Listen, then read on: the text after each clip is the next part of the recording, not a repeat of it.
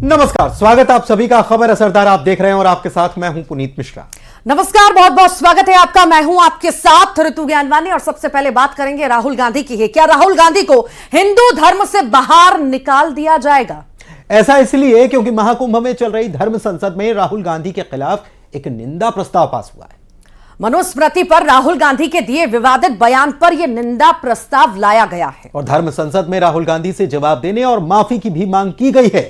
माफी नहीं मांगने पर राहुल को हिंदू धर्म से बाहर करने की बात भी कही गई है। क्या है पूरा मामला, आइए इस रिपोर्ट में हम आपको दिखाते हैं।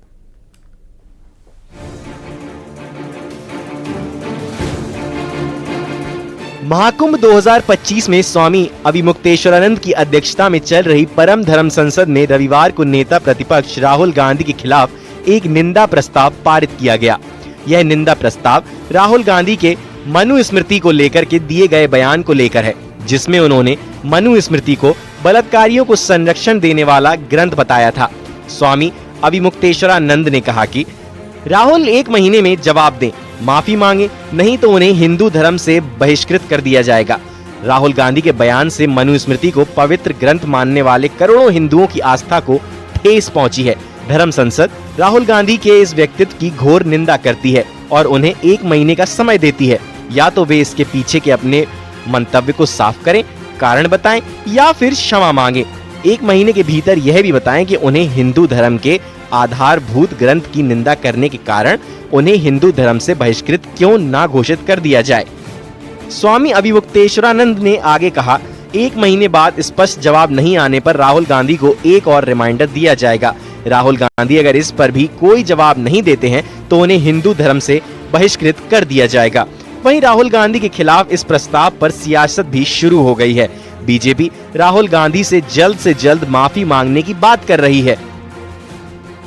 कांग्रेस पार्टी और राहुल गांधी ये सुपारी लेकर घूम रहे हैं, लगातार हिंदुओं पर आक्रमण और जिस प्रकार से भारतीय संस्कृति को नीचा दिखाकर ये किस संस्कृति को ऊंचा दिखाने आ रहे हैं स्पष्ट है। अब संतों ने यदि कोई मांग की है तो सोच समझ के की होगी और उसको गंभीरता से लेकर जल्द से जल्द राहुल गांधी जी को क्षमा याचना करनी चाहिए और नाक रगड़कर माफी मांगनी चाहिए। तो अब इसमें शंकराचार्य जी ने अगर ऐसा कहा है तो इस पर मैं कोई ज़्यादा टिप्पणी नहीं करूँगा, लेकिन सवाल इस बात का है कि हिंदुस्तान में रहकर अगर सनातन धर्म के बारे में कोई उसका अपमान करता है तो उसकी कड़ी निंदा की जानी चाहिए। बीजेपी के आरोपों पर कांग्रेसी राहुल गांधी के पक्ष में आ गए हैं। धर्म सभा का हम पूरा आदर करते हैं, शंकराचार्यों का हम पूरा आदर करते हैं, जितने भी हमारे शंकराचार्य हैं और जितने भी धर्म गुरु हैं सबका आदर करते हैं।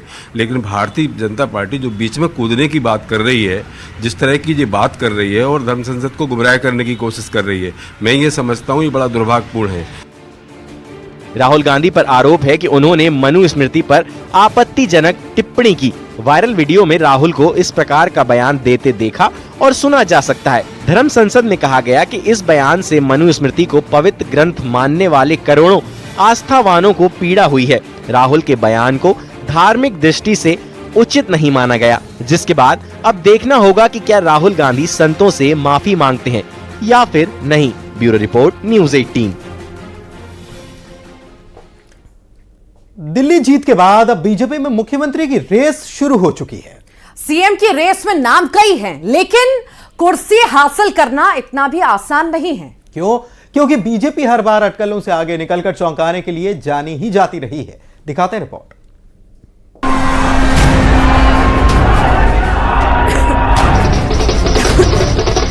चुनावी मेहनत के बाद अब बीजेपी में वक्त मुख्यमंत्री के नाम पर मंथन का है। दावेदार कई हैं, लेकिन पार्टी का पुराना पैटर्न बताता है कि आखिरी वक्त पर कोई भी नाम चौंका सकता है। बीजेपी ने फिलहाल संकेत तो कोई नहीं दिए, लेकिन सूत्र बताते हैं कि बम्पर जीत के बाद सीएम पद के दावेदारों की भी लंबी कतार है, जो शुरू होती है नई दिल्ली से।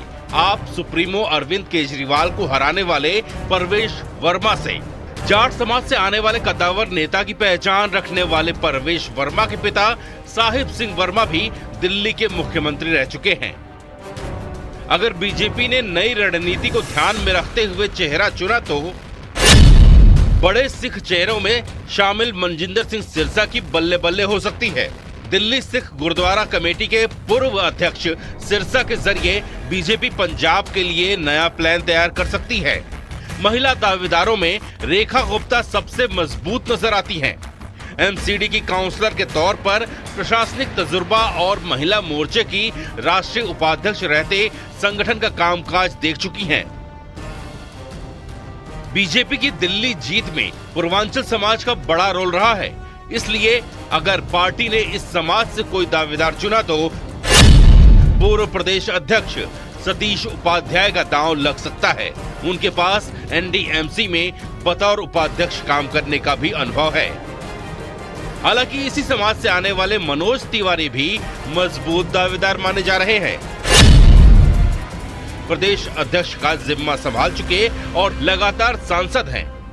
मनोज तिवारी के जरिए इसी साल होने वाले बिहार विधानसभा चुनाव के लिए दिल्ली से मैसेज दिया जा सकता है।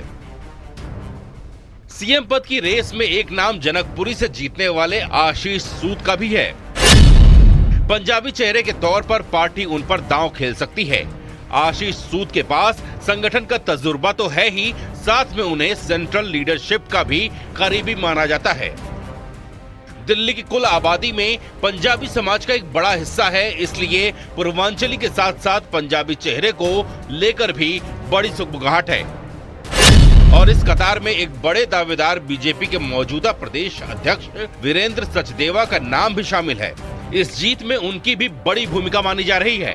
पार्टी के अनुभवी नेताओं में शुमार विजेंद्र गुप्ता का नाम भी सुर्खियों में है। प्रदेश अध्यक्ष से लेकर नेता प्रतिपक्ष की भूमिका निभा चुके हैं और वैश्य समाज से बीजेपी के एक बड़े नेता हैं। देखिए, हमारे लिए ये विषय गौण है। हम पहले भी कह चुके हैं, भारतीय जनता पार्टी का कार्यकर्ता मुख्यमंत्री बनेगा, केंद्रीय नेतृत्व तय करेगा। कुछ विषय ऐसे हैं जिसमें हमको ना तो चर्चा करनी चाहिए, ना ही उसकी आवश्यकता है। ये भारतीय जनता पार्टी की जीत है, उसमें मेरा समावेश है और ये प्रधानमंत्री मोदी जी के नेतृत्व की जीत है और ये जनता की जीत है। आप बिल्कुल इसको कांटा मार दीजिए। मैं बहुत खुश हूँ, मुझे रजौरी गार्डन की सेवा करने का मौका मिला और मैं दिल्ली के अंदर नहीं, देश के अंदर मुझे पार्टी ने बहुत बड़ा सम्मान दिया राष्ट्रीय मंत्री के रूप में। जो भी बनेगा वो चेहरा उत्तराखंडी नहीं होगा, कमल का चेहरा होगा। कमल वाला ही इस दिल्ली प्रदेश का मुख्यमंत्री होगा। दिल्ली देश की राजधानी है और सक्षम कंधों पे दिल्ली की राजधानी का वजन आए और वो कंधे उसको संभाल लें। हमारी पार्टी में बहुत सीनियर लोग हैं जिनको एक्सपीरियंस भी है और जो आगे बढ़ कर के दिल्ली को संभाले, मेरी ये इच्छा है। इस लिस्ट में एक दावेदार ऐसा भी है जिसने चुनावी नतीजों से सबको हैरान कर दिया। ये है मुस्तफाबाद से जीतने वाले मोहन सिंह बिष्ट। करावल नगर से बदलकर पार्टी ने मुस्लिम बहुल मुस्तफाबाद में उतारा इन्हें और मोहन सिंह बिष्ट ने यहां बड़ी जीत हासिल कर दी, इसलिए उनका नाम भी रेस में शामिल है। नाम कई हैं, लेकिन एक हकीकत ये है कि बीजेपी आसानी से पत्ते नहीं खोलती और एमपी, राजस्थान, हरियाणा के हालिया फैसले बताते हैं कि सरप्राइज पैकेज में किसी की भी लॉटरी लग सकती है।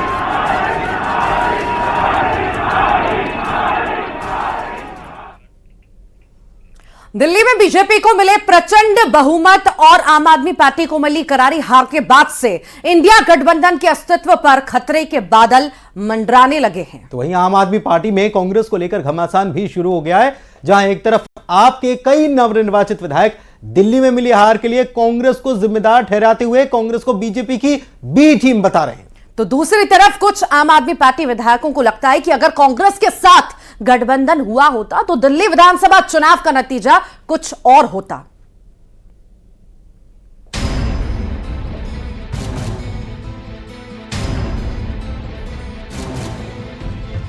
ये तस्वीर दिल्ली के मालवीय नगर विधानसभा की है, जहां कांग्रेस के हारे हुए कैंडिडेट जितेंद्र कोचर को बीजेपी के कार्यकर्ता कंधे पर उठाकर जश्न मना रहे हैं। तस्वीरें सोशल मीडिया पर वायरल हैं। कांग्रेस उम्मीदवार जितेंद्र कोचर मालवीय नगर में तीसरे नंबर पर आए हैं। इस सीट पर बीजेपी के सतीश उपाध्याय ने आम आदमी पार्टी के सोमनाथ भारती को 2131 वोटों से शिकस्त दी, जबकि कांग्रेस उम्मीदवार जितेंद्र कोचर को यहां 6770 वोट मिले हैं। मतलब अगर कांग्रेस यहां मैदान में नहीं होती तो नतीजा कुछ और भी हो सकता था, और यही बात आम आदमी पार्टी के दूसरे नेता भी कह रहे हैं। अब देखिए मेरी विधानसभा है, मेरी विधानसभा में कांग्रेस के कैंडिडेट खड़े थे, लेकिन कांग्रेस के और लीडर हैं, वो किसको चुनाव लड़ा रहे थे? पतंग को। तो कांग्रेस के जो लोग हैं, कांग्रेस ही हमें चुनाव हराने के लिए चुनाव लड़ रहे थे, आम आदमी पार्टी को हराने के लिए चुनाव लड़ रहे थे, वो अपने आप को जिताने के लिए लड़ ही नहीं रहे थे। क्योंकि मैं तो अपने मंचों पे कहता था कांग्रेस दिल्ली के अंदर वोट काटने का काम कर रही है और उसका नतीजा कई सीटों पे देखने को मिला भी है। देखिए मेरे हिसाब से गठबंधन होना भी चाहिए था, और मगर ऐसा मुझे लगता है कि कांग्रेस की कुछ डिमांड ज्यादा थी। अब आपको उन विधानसभा सीटों पर हार जीत का आंकड़ा दिखाते हैं जहां कांग्रेस ने आम आदमी पार्टी के दिग्गज का भी गणित बिगाड़ दिया। नई दिल्ली विधानसभा सीट पर अरविंद केजरीवाल को बीजेपी के परवेश वर्मा ने 4090 वोट से हराया, जबकि तीसरे नंबर पर रहे कांग्रेस के संदीप दीक्षित को यहां 4568 वोट मिले। यानी अगर कांग्रेस 7 चुनाव लड़ती तो यहां नतीजे अलग हो सकते थे। जंगपुरा विधानसभा सीट पर बीजेपी के तरविंदर सिंह मारवा ने सिर्फ 675 वोट के अंतर से मनीष सिसोदिया को हराया, जबकि यहां कांग्रेस को 7350 वोट मिले। ग्रेटर कैलाश विधानसभा सीट पर बीजेपी की शिखा रॉय ने महज 3188 वोट से आम आदमी पार्टी के सौरभ भारद्वाज को मात दे दी, जबकि यहां पर कांग्रेस को 6711 वोट मिले। यानी यहां भी गठबंधन की सूरत में जीत के चांस थे। यही हाल तिमारपुर, बादली, नांगलोई जाट, मादीपुर, राजेंद्र नगर, कस्तूरबा नगर, महरौली, छतरपुर, संगम विहार और त्रिलोकपुरी विधानसभा में भी देखने को मिला। मतलब एकदम साफ है, दिल्ली में अगर आम आदमी पार्टी और कांग्रेस मिलकर चुनाव लड़ते तो परिणाम कुछ और भी हो सकते थे। उधर दिल्ली में हार के बाद पंजाब में भी आम आदमी पार्टी की सरकार पर खतरा मंडरा रहा है। कांग्रेस के वरिष्ठ नेता और पंजाब में नेता विपक्ष प्रताप सिंह बाजवा ने दावा किया है कि भगवंत मान अगले एकनाथ शिंदे हो सकते हैं। वहीं कांग्रेस के एक और नेता गुरदासपुर से सांसद सुखजिंदर सिंह रंधावा ने भी पंजाब में मिड टर्म पोल की आशंका जताई है। इस बीच अरविंद केजरीवाल ने कल दिल्ली में पंजाब के आम आदमी पार्टी विधायकों और मंत्रियों की बैठक बुलाई है। पिछले 5 महीने से पंजाब की कैबिनेट का ना होना और गवर्नमेंट नाम की कोई चीज नहीं है, और जहां हारने से उनके एमएलए जो हताश हैं, डरे हुए हैं, वहां पर जो है मिड टर्म पोल आएंगे। दिल्ली चुनाव नतीजों के बाद इंडिया गठबंधन में भी दरार सामने आने लगी है। शिवसेना उद्धव गुट के मुखपत्र सामना ने अपने संपादकीय में कांग्रेस और आम आदमी पार्टी पर निशाना साधा है। सामना में लिखा है कि केजरीवाल एक बार फिर वहीं पहुंच गए हैं जहां से उन्होंने शुरुआत की थी। दिल्ली में आम आदमी पार्टी और कांग्रेस न सिर्फ एक दूसरे के खिलाफ लड़े, बल्कि एक दूसरे की इज्जत तार तार कर दी। ये जिम्मेदारी आपकी भी थी, बैठकर बात करना चाहिए था। क्या हो गया? आपने सत्ता गंवाई और कांग्रेस को कुछ नहीं मिला। अगर दोनों बैठते, बातचीत होती, 2 कदम कोई आप वाले आगे पीछे करते या कांग्रेस वाले करते, तो शायद मुझे लगता है जिस तरह से बीजेपी को जीत मिली है वो नहीं मिलती। जो अरविंद केजरीवाल कभी पीएम बनने का सपना देखते थे, उनके हाथ से सीएम की कुर्सी तक फिसल चुकी है। दिल्ली चुनाव में बुरी हार के बाद न सिर्फ केजरीवाल बल्कि उनकी पार्टी के राजनीतिक भविष्य पर प्रश्न चिन्ह लग गया है। इससे भी बड़ी बात यह है कि दिल्ली की हार के बाद पंजाब समेत दूसरे राज्यों में भी केजरीवाल और उनकी पार्टी को हार के साइड इफेक्ट देखने को मिल रहे हैं। Bureau report, news 18। और चलिए अब बात करेंगे भीषण जाम से मचे त्राहिमाम की। तो तीर्थ नगरी प्रयागराज महाकुंभ में लगातार श्रद्धालुओं का जन सैलाब पहुंच रहा है। प्रयागराज के आसपास के जिलों और बॉर्डर्स के एंट्री के रास्तों पर भारी ट्रैफिक जाम है और जिसके चलते प्रयागराज की तरफ जाने वाले सभी हाईवे ब्लॉक हो चुके हैं। रिपोर्ट दिखाते हैं।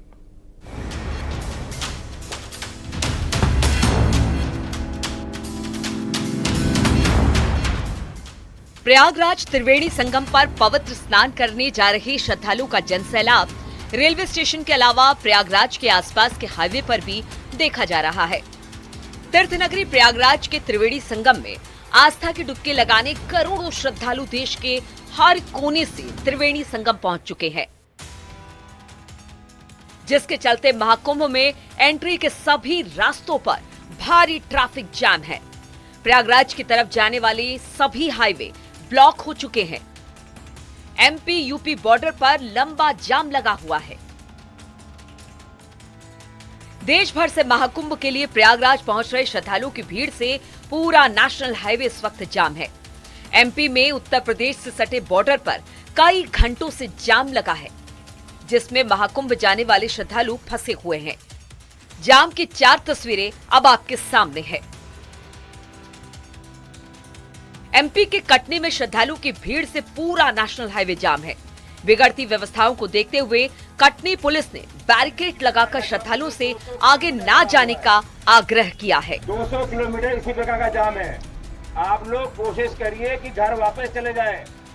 आप लोग कोशिश करिए कि घर वापस चले जाएं, अन्यथा इससे भी अधिक जाम की स्थिति आगे है। पुलिस प्रशासन ने श्रद्धालुओं के लिए खाने पीने की व्यवस्था की है। यहाँ तक तो हम आ गए हैं, लेकिन अभी आगे बहुत मुश्किल है। ट्रैफिक बहुत जाम हो गया है, नहीं आगे जा सकते नहीं पीछे जा सकते। अभी इधर हम फंस गए हैं। आप सभी को पता है कि प्रयागराज जाने के लिए जो मुख्य मार्ग है जबलपुर कटनी होते हुए और रीवा होते हुए इलाहाबाद को प्रवेश करती है। अभी जो हमें सूचनाएं प्राप्त हुई है उसके मुताबिक इस रोड पे काफ़ी ट्रैफिक है, बहुत सारी गाड़ियां इस रोड पे जा रही है। इसके कारण रोड पे प्रेशर बहुत ज़्यादा क्रिएट हो गया है और आगे कई जगह जो है जाम की स्थिति बनी हुई है। इसी कारण से अभी यहाँ पे पब्लिक को हम लोगों ने एहतियात के तौर पे रोका है कि आगे प्रेशर ज़्यादा क्रिएट ना हो। साथ ही जैसे इससे आगे से रिलीज होता जाएगा प्रेशर, हम इनको धीरे धीरे यहाँ से रवाना करते रहें। प्रयागराज महाकुंभ जाने वाले श्रद्धालुओं का जनसैलाब एमपी के रीवा से प्रयागराज मार्ग जाने वाले NH30 चाक घाट से सोहागी पहाड़ कटरा पर देखने को मिल रहा है। यहाँ पर लगभग 25 से 30 किलोमीटर तक वाहनों की लंबी कतार देखने को मिल रही है। जबलपुर रीवा हाईवे ब्लॉक है।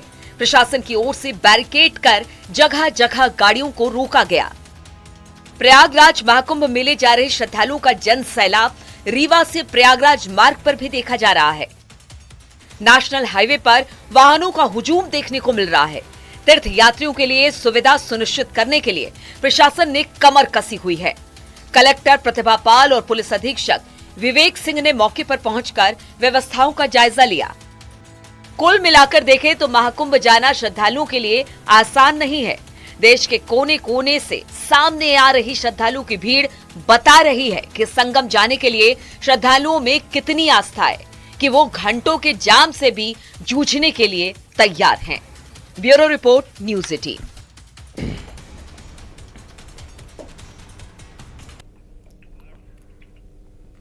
और छत्तीसगढ़ निकाय चुनाव की वोटिंग का काउंटडाउन शुरू हो चुका है। अब से कुछ ही घंटे बाद मतदान शुरू हो जाएगा और इस चुनाव में सीधा मुकाबला बीजेपी और कांग्रेस के प्रत्याशियों के बीच है और टक्कर लगभग कांटे की ही मानी जा रही है। कुल मिलाकर सियासी समर में बेहद दिलचस्प ये होने वाला है और उधर वोटिंग को लेकर प्रशासन और राज्य निर्वाचन भी पूरी तरह से तैयार है। वोटिंग की तैयारियों से लेकर सियासी समीकरण क्या कुछ हैं, आइए इस रिपोर्ट के जरिए दिखाते हैं आपको।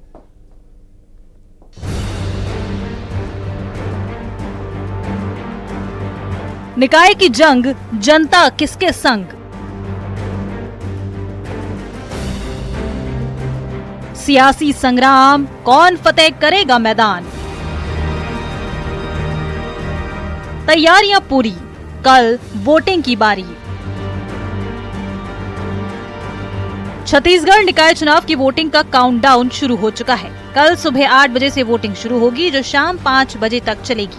प्रदेश के 173 निकायों में 3206 वार्ड हैं, जिसमें 5982 मतदान केंद्र बनाए गए हैं। 44,87,668 वोटर्स अपने मताधिकार का इस्तेमाल करेंगे, जिसमें 22,20,224 पुरुष हैं, जबकि 22,66,746 महिला शामिल हैं। राजधानी रायपुर समेत प्रदेश के 10 नगर निगम में कल मतदान होना है और मतदान को लेकर तैयारियां भी जो है पूरी कर ली गई है। इस वक्त हम मौजूद हैं राजधानी रायपुर के सईद पहाड़ के इंजीनियरिंग कॉलेज में, जहां पर हजारों की संख्या में जो पोलिंग एजेंट है वो यहां पर पहुंचे हैं और उन सभी को मतदान सामग्रियों के वितरण की प्रक्रिया जो है यहां पर की जा रही है और ये प्रक्रिया करीब 10 बजे से जो है वो शुरू हो चुकी है। और आपको बता दूं कि रायपुर शहर में 1290 जो है पोलिंग बूथ बनाए गए हैं और उधर निकाय चुनाव को सकुशल संपन्न कराने को लेकर प्रशासन और राज्य निर्वाचन आयोग पूरी तरह से तैयार है। सुबह से ही पोलिंग बूथों पर पोलिंग पार्टियों के पहुंचने का सिलसिला जारी है। बात रायपुर की करें तो वहां 10 जोन और 70 वार्ड में पोलिंग बूथ बनाए गए हैं। अंबिकापुर में 48 वार्डों के लिए 143 बूथ पर वोटिंग होगी। कोंडागांव में 22 वार्डों के लिए 37 मतदान केंद्र बनाए गए हैं। इसी तरह केशकाल में 15 और फरसगांव के लिए 15 मतदान दल बनाए गए हैं। वहीं सुरक्षा के लिहाज से भारी संख्या में पुलिस फोर्स की तैनाती की गई है। हर बार की तरह इस बार भी निकाय चुनाव में सीधा मुकाबला बीजेपी और कांग्रेस के बीच है। हालांकि कई जगह दोनों पार्टियों के बागियों ने उनकी टेंशन जरूर बढ़ाई है, लेकिन पूरे चुनाव में सीएम साई के साथ दोनों डिप्टी सीएम ने मजबूती के साथ प्रचार प्रसार किया और जनता के बीच गए हैं, जबकि कांग्रेस ने भी चुनाव प्रचार में पूरा जोर आजमाइश की है। मुकाबला कांटे का माना जा रहा है, लेकिन इन सबके बीच निकाय चुनाव के दंगल में मंगल किसका होगा, इसकी तस्वीर 15 फरवरी को नतीजों के दिन साफ हो जाएगी। न्यूज़ 18 के लिए ब्यूरो रिपोर्ट।